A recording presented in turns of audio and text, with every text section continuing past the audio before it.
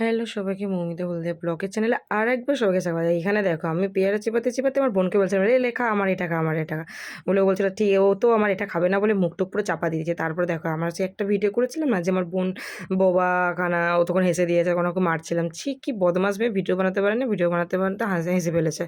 আর তারপরে দেখো এখানে তখন বোন বলছিল চল আমরা না একটু পাতিখালি ঘুরে আসি, পাতিখালি থেকে আমরা হচ্ছে যাবো। তারপরে আমার বাবা বললো যে ঠিক আছে যাবি যখন, তার আগে তোরা দোকান থেকে একটু চিকেন এনে দে, কিছু বাজার টাজার করার ছিল, বাজারটা ডিমের পাতাগুলো এনে দে। তো জন্য আমি আর বোন বেরিয়ে পড়লাম স্কুটি নিয়ে, বর্ষাতি পরে, যেহেতু প্রচুর বৃষ্টি হচ্ছিল। আর এদিকে দেখো মালটা দেখো কত স্পিডে গাড়ি চালাচ্ছিল, যদি পড়ে যায় ভাবো তো, এই কাদা জলের মধ্যে হাত পা ভেঙে যাবে। এমনিতে চারিদিকে যা দুর্ঘটনা ঘটছে কী আর বলবো। তারপর ওখান থেকে চলে এলাম এই কাকুর দোকানে, যেখান থেকে মশলা বাজার করেছিলাম, যেহেতু এখানে ডিমের পাতাটা বাকি ছিল তাই জন্য নিয়ে নিলাম। তারপরে ডিমের পাতা, চিকেন, মাংস দিয়ে বাড়িতে দিয়ে তারপরে আবারও বেরিয়ে পড়লাম আমরা পাতিখালির উদ্দেশ্যে, যেখানে গিয়ে আজকে আমরা একটু ভিডিও শ্যুট করব এবং অনেক কিছু ছবি টবি তুলবো। তাই জন্য ওখান থেকে চলে গেলাম রাস্তাতে। আর তখন আমি বলছিলাম দেখ বোন কী সুন্দর লাগছে, বাতাসগুলো আর কি দারুণ, তখন বৃষ্টি ছিল না।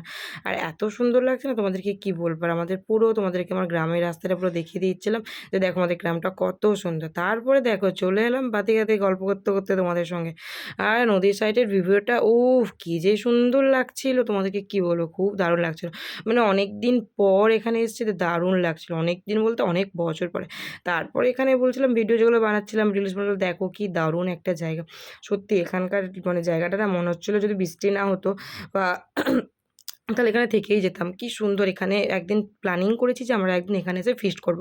আমি আর আমার সব বোনরা মিলে, যেখানে খুব দারুণ একটা জায়গা, নদীর বাতাস খেতে খেতে আমরা সবাই মিলে ফিস্ট করব।